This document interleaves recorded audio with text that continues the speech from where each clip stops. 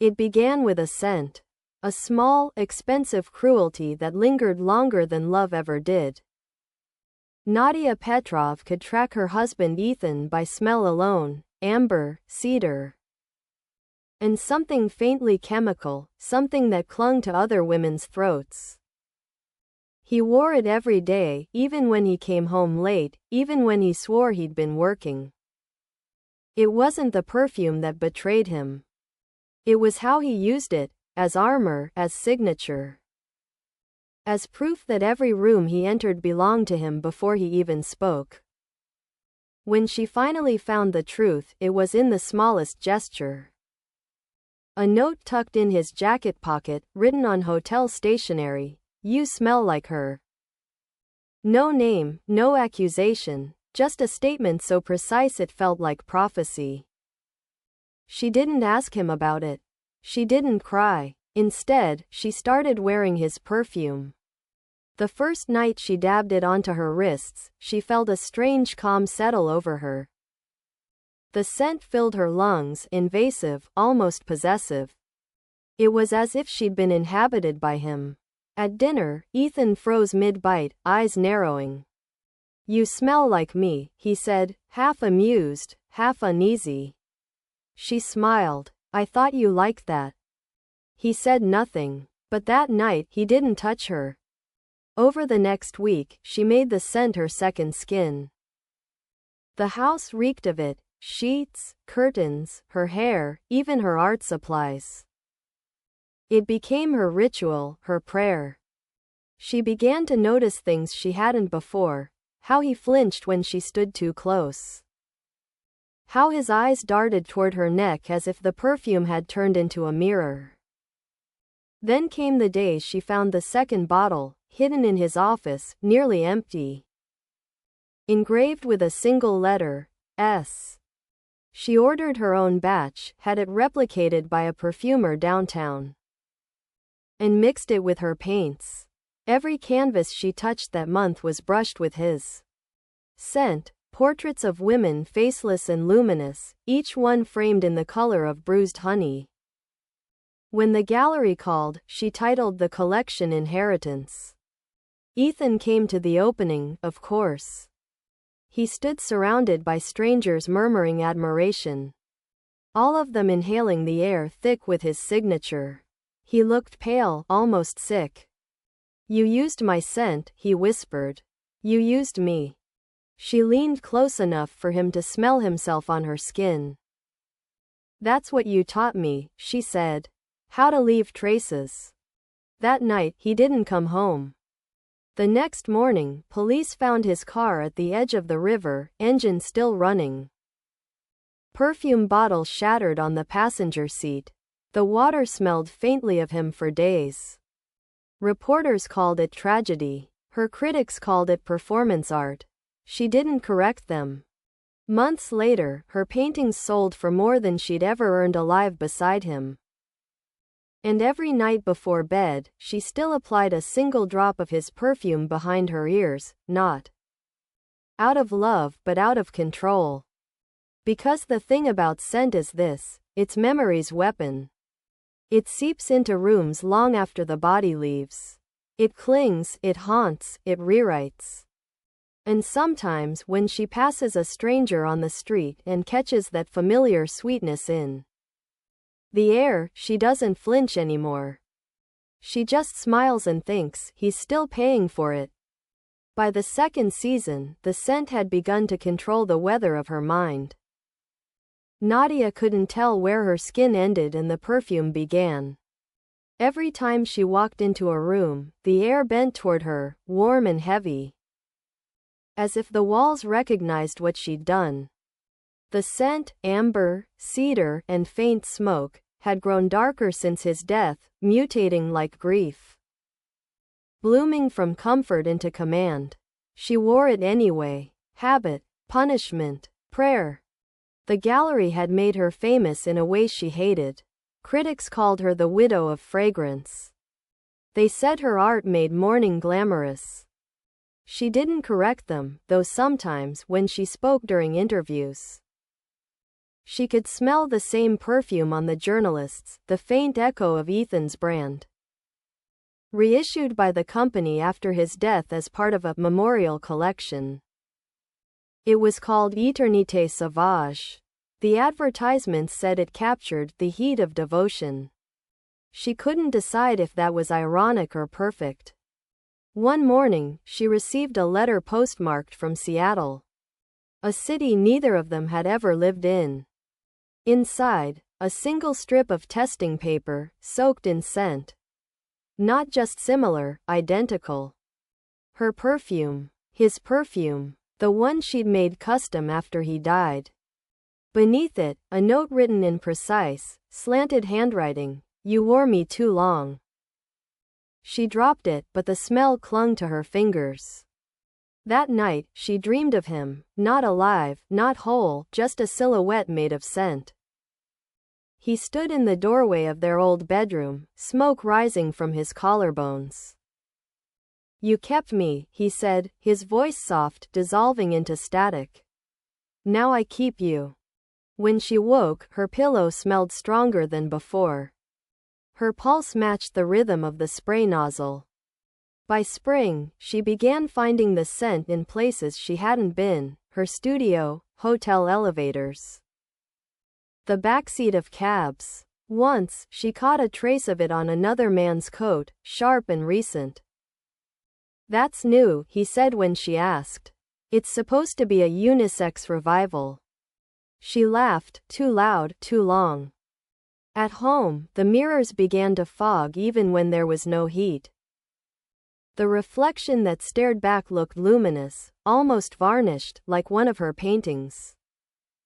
The skin on her wrists glimmered faintly, as if coated with oil. She tried to wash it off. The water turned cloudy, sweet-smelling, viscous. When she called the perfumer to ask about her private formula, the assistant hesitated before answering. We destroyed it, she said. Per your request. I never requested that. A pause. Then, the man who came in said he was authorized to do it. He gave your name. He smelled like, well, like the sample you left. The line went dead. That night, she stood in front of the mirror again, staring at her reflection. The scent was everywhere, inside her hair, her sheets, her lungs. For the first time, she whispered into the empty room, Ethan? And from somewhere behind her, a voice answered, low and smiling. Still paying for it. By the third year, the perfume had become a haunting that pretended to be love. Nadia woke every morning drenched in his scent. Even when she hadn't touched the bottle for months. The liquid inside had darkened from amber to bloodhoney, and when she lifted the cap, it hissed softly, as if exhaling. She told herself it was chemistry. Evaporation. Memory finding new shapes. But deep down, she knew. Ethan had found his way back through the only thing that ever truly belonged to him, his smell. Everywhere she went, people commented on it. God, you smell familiar, strangers would say. Eyes softening with something between admiration and recognition. Men on the street turned to follow her. Women smiled like they'd been kissed by a ghost. The scent wasn't just hers anymore. It was becoming public again, claiming new bodies like disciples. Then came the art collector, the one who said he'd found something that might interest her. An installation, he said over the phone, voice smooth. No artist credited. The title just says Inheritance too. Her chest tightened. That had been the name of her first show, the one inspired by Ethan. The one that made her famous. She went to see it. The gallery was empty, lights dim. The air so thick with perfume it felt humid. On the walls hung paintings she didn't recognize, portraits of her. Not likenesses, but impressions, faces painted from her shadow, her posture, her silence. The strokes were masculine, confident. The smell of the paint was unmistakable, Eternité Sauvage. At the center of the room stood a single object, a bottle, half full, sealed in glass. The label bore her name, engraved not printed. Beneath it, a small plaque read, "The woman who tried to bury scent with silence." She staggered backward. Who did this? The curator only smiled. It arrived last month. No sender. But there was a note with it. He handed it to her, thick paper, folded twice. Her fingers trembled as she opened it. "You made me immortal. Now I'm making you infinite." She fled the gallery, but the scent followed her home. It lived in her hair, her clothes, the creases of her palms. That night, she burned every bottle she owned.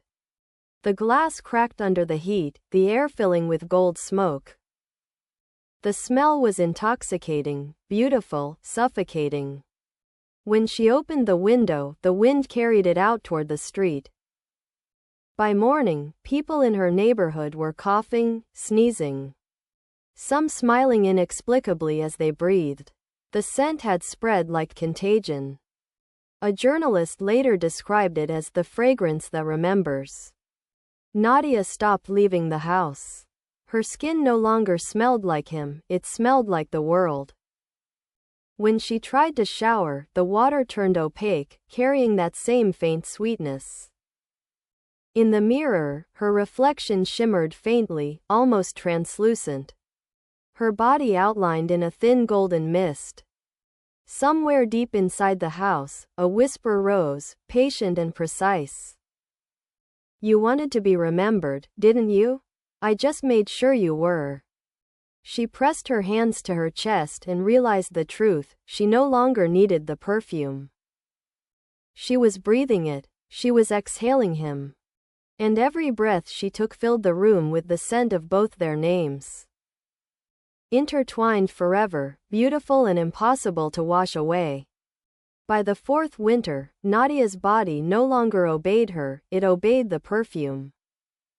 Her pulse beat in rhythm with its chemistry, her breath came out scented. Each exhale a fine gold mist that shimmered in the cold.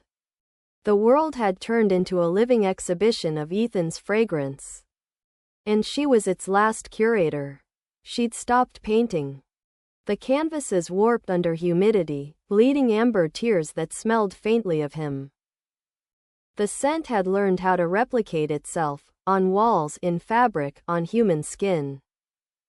The newspapers called it the ghost aroma phenomenon. Scientists called it impossible. Nadia didn't call it anything. She'd stopped naming the things that owned her. The nights were the worst. That was when he spoke. The voice was always close but never visible.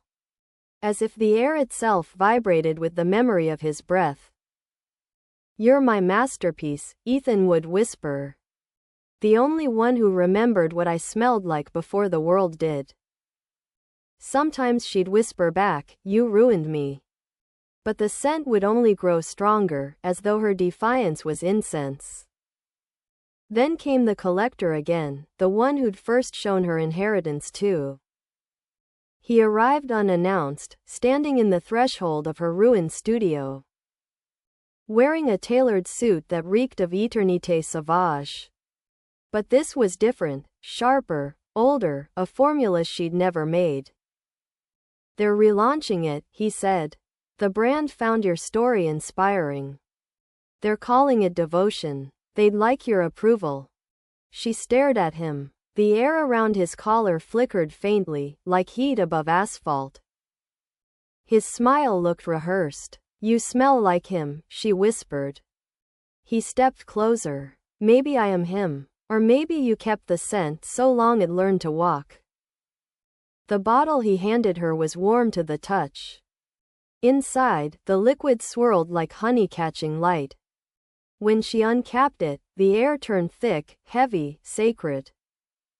For a moment, she felt her lungs fill with something that wasn't air at all but memory, his hands, his voice, his weight.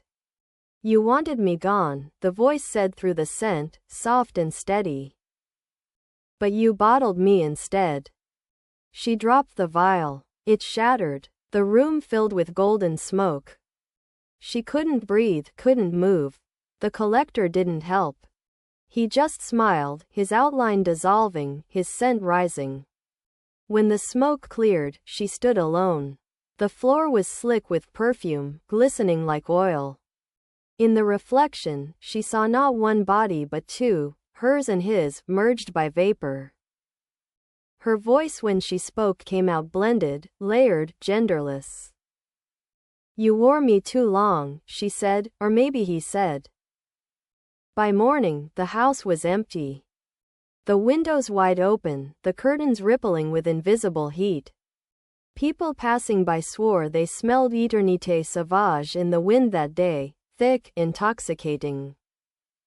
Impossible to escape. They said it smelled like love and ash. And in the wreck of the studio, where her last canvas stood blank, there was a faint fingerprint, amber-colored, luminous, and beneath it, a line written in wet perfume. "The body fades, but scent is forever. And forever is revenge." By the 5th spring, the scent had become legend. People spoke of Nadia Petrov the way they spoke of cursed saints, someone who'd loved so completely that the world still breathed her devotion. In cities she'd never visited, strangers swore they could smell her as they walked through doorways. Amber, cedar, a whisper of smoke, soft as memory and sharp as punishment.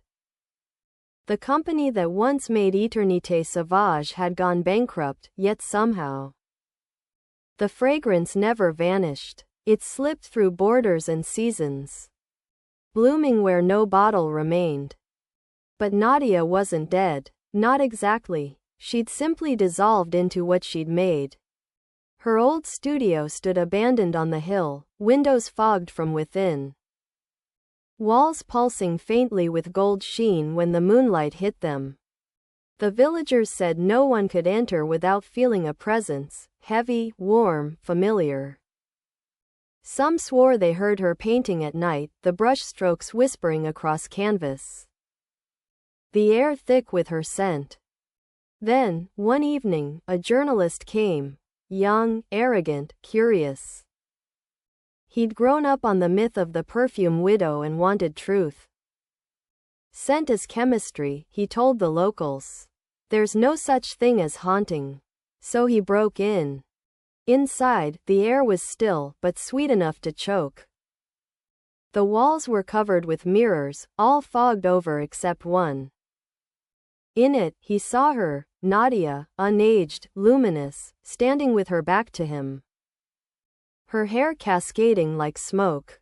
"You came to find the end of the story," she said without turning. "There isn't one, only diffusion." He stammered, "You're supposed to be dead." She smiled faintly at his reflection. "Then breathe me in." He did. The air thickened. His lungs burned. When he exhaled, the room glowed faintly, the scent turning metallic and floral all at once. He dropped his recorder. The last sound it caught was her voice, calm and certain. "The price of his perfume on my skin was permanence." By morning, the studio was empty again. Only the recorder remained, still warm, still faintly fragrant. The journalist's car was found days later on the coastal road, doors open, engine cold. Inside, the upholstery smelled divine. The papers called it the resurrection scent. But those who knew better said the perfume wasn't a fragrance anymore, it was a language. The way grief learns to stay. The way vengeance refuses to fade. And sometimes when the wind shifted through the valley, people still caught a trace of her, amber, cedar, smoke. And something heartbreakingly human, drifting just long enough to make you remember someone you'd never met.